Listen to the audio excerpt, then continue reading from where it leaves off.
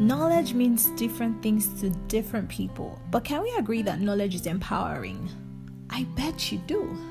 My name is Ololade Uge, and I'm super excited to have you tune into my podcast. Let's toast to knowledge. It is my hope that we learn and grow together on here from the range of topics that we'll be discussing, starting from education and self-improvement to art, society, culture, and spirituality. Essentially, what I'm saying is I want you to enjoy the ride with me. So stick around. Hi there. Welcome to another episode of L2TK. Let's toast to knowledge. I am your host and my name is Ololade Uge. I'm really excited to talk to you guys today. But anyway, let's get to what we're talking about.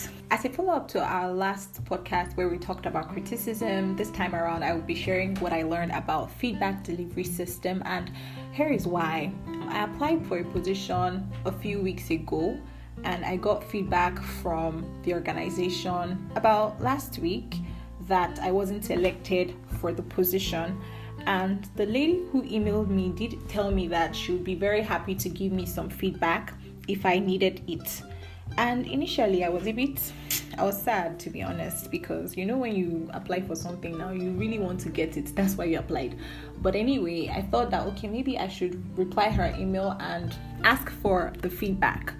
So I did. I sent her an email, thanked her for sending me the response, and I told her that I would like to hear from her what went wrong or what I can improve upon. And she called me after like 5 minutes, and then we spoke for another 5 minutes, and she was just, pretty much telling me everything that I needed to know, and she gave me some good feedback. And then really it was very helpful, but that's not the focus of today. So it just really got me thinking about how feedback is very important, both positive and negative, because it kind of like puts things into perspective for you. It makes you know what is going on, what you need to do, what you're already doing right and all. And another thing I noticed, or another reason why I'm very interested in this feedback, is I noticed that here in Germany, the professors that I work with kind of have this style of giving feedback, and it's done in such a very clean way that even if it's a negative feedback or it's a constructive feedback, you still don't feel so bad about it after all. And I thought that okay, perhaps there's like a style of giving feedback which is really advisable.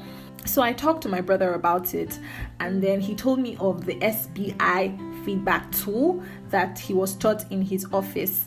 And so we had a conversation around it, and it's something that I learned, and I thought, oh, maybe I should share this with you. So that's why I'm here. And pretty much the SBI model stands for situation, behavior, and impact. And it's just a simple tool that is used for giving both positive and negative feedback. So you can actually use it for giving any kind of feedback. S is situation, but it stands for describing what happened, when it happened, and where it happened. While B, the behavior, talks about the observable things that you can see from the person. Like, what did the person do? What was the behavior that the person depicted? And I, being the impact, just talks about the consequences of the behavior on you or other people. It's really simple, but then it ensures that feedback is quite constructive enough, and more importantly, the person who is receiving the feedback understands clearly what is wrong and needs to, improve upon or keep doing, because in this sense, it could be a positive feedback.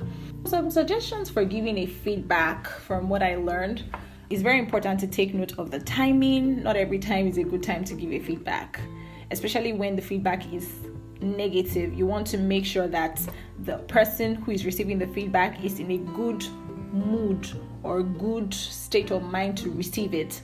And then it will be good to give suggestions or offer help when giving that feedback. If the person needs help from you, you can make a suggestion or offer assistance.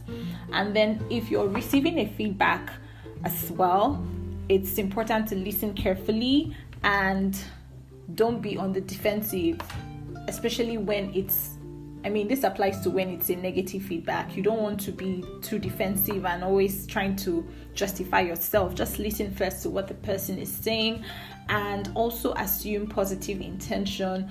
Always think that the person who is giving you the feedback has the best thing in mind for you, or has your best interest at mind.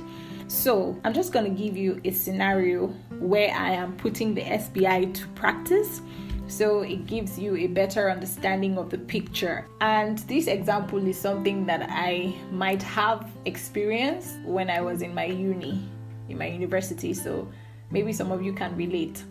So here's the problem. I have a friend who occasionally borrows my iron and forgets to bring it back, but this is not every time. This behavior is sometimes, right? The S in this context is the particular day the problem repeated itself. So say, for example, on a Monday, and I had an appointment with my professor and I forgot to iron my clothes the weekend before. So I wake up Monday morning trying to rush out for my appointment. Then I remember that, wow, my iron is not in my room and I have to figure out how to get it back. That's the situation.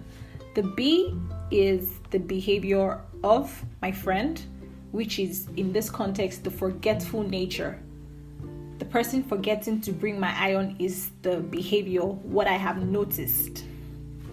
And I is the impact of that behavior. And in this example, I almost missed my appointment. I had to wear a shirt I had repeated the week before, and that was the impact of that behavior. So if you see, I have put the SBI. It's really simple. Just make sure that when you're giving a feedback, positive or negative, you make sure to explain the situation, you describe the behavior, and you talk about the impact of that behavior. I would also go ahead to make a suggestion to my friend. So I approach my friend.